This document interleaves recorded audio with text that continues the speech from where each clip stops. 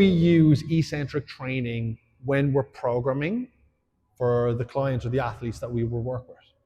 I think the biggest indicator or the biggest thing that eccentric training points to, it has the greatest impact on hypertrophy gains.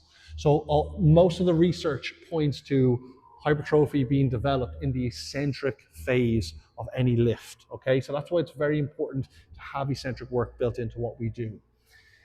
The next thing why eccentric training is very, very good is because we can probably lift 130% greater loads eccentrically than we can concentrically.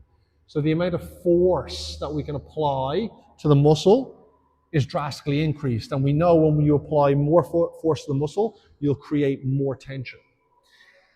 The next one that's really important to a coach like me who works with a lot of athletes is a lot of eccentric training has a great impact on tissue tolerance and developing or conditioning muscle tissue to be able to deal with load. So when people play sports, or let's say if they do like a lot of activities, to have very good eccentric control really builds up your muscle so you mitigate injuries that you potentially may sustain to the muscle when playing sports. So like I said, for a coach like me, having eccentric training built in is very, very important.